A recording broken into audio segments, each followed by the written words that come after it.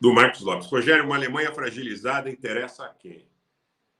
Pois é, eu acho que uma Alemanha fragilizada hoje interessa muito aos Estados Unidos e à Grã-Bretanha. Para mim, já disse isso em outras oportunidades, o Brexit é uma tentativa de fragilizar a economia da Alemanha, de dividir a União Europeia. Por quê? Porque a Alemanha, desde o período soviético, estava criando uma relação de sinergia, de dependência ou de codependência da Rússia, da União Soviética / Rússia, posterior, nessa questão de suprimento de energia. Porque a indústria alemã ela só cresceria, ou só cresce de forma autônoma, com o gás da Rússia. Agora, se você fratura essa relação, a indústria alemã não vai para uma situação que, em algum momento, talvez pudesse, o próprio establishment alemão pudesse dizer para os Estados Unidos, meus amigos, saiam, caiam fora, vocês estão nos ocupando aí desde o final da Segunda Guerra, porque agora nós vamos cuidar da nossa vida. Isso só poderia acontecer se essa relação entre a Rússia e a Alemanha se consolidasse. Outra coisa que muita gente fala é que essa relação consolidada com a Alemanha e com a França, e eu não tenho dúvida disso, a Aliança Franco-Germânica, né? A Aliança Franco-Germânica, ela estava muito próxima da Rússia e da China. Isso estava incomodando demais os Estados Unidos e a Grã-Bretanha. Então, a Alemanha fraca interessa hoje aos Estados Unidos e à Grã-Bretanha. Essa é a grande realidade. Eu acho que grande parte da explicação da guerra está aí também. Tá? Aliás, eu não tenho dúvida disso. Não tenho dúvida disso. Vocês lembram que o chefe da Marinha Alemã estava na Índia e ele falou, nós precisamos ouvir o Putin? Aí o que aconteceu? Ele perdeu o cargo, porque os Estados Unidos ainda conseguiram colocar na Alemanha um representante do seu interesse, que é o Sr. Scholz. Tá? É importante a gente ver por esse aspecto. Montalione, Estados Unidos tentando fazer o Putin perder o controle? Creio que sim. Creio que sim. Interessante a pergunta, obrigado pelo superchat. Creio que sim, muito pertinente. José Boaventura, também quero agradecê-lo pelo superchat, muito obrigado. Opa, a Anísio está dizendo, eu não moro no Bom Retiro, tem muitos armênios por aí, Anísio, mas está dizendo, somos vizinhos aí no Bom Retiro. Um abraço a todos aí do Bom Retiro que nos acompanham.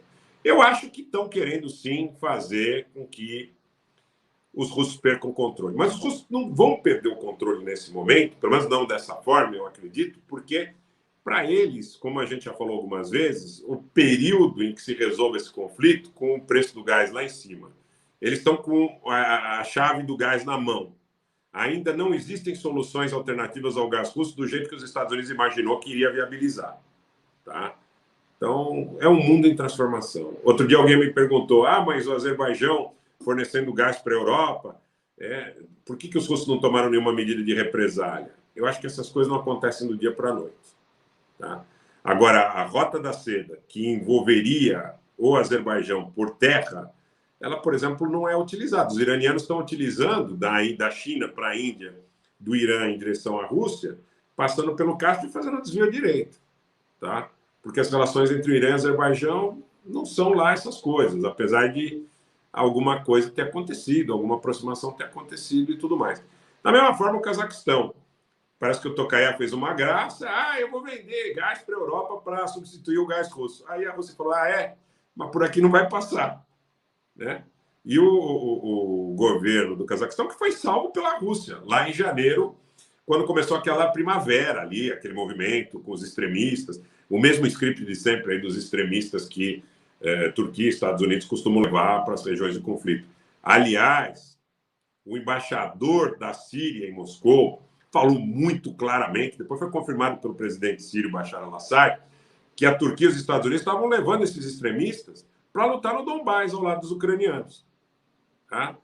Então, Paris e Berlim, Tom Wellington, tentaram de tudo para que esse conflito não ocorresse.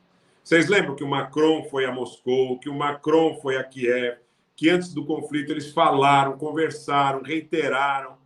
Então, eles tentaram de tudo, porque não é do interesse da Alemanha e da França esse conflito.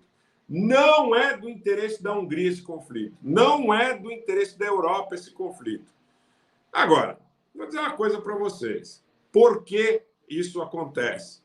Porque os Estados Unidos e a Grã-Bretanha conseguiram operar dentro desses países para colocar nos governos e nos parlamentos, ouça o que eu estou falando aqui, porque você não vai ouvir isso em outro canal, muita gente simpática aos seus interesses. Simples assim.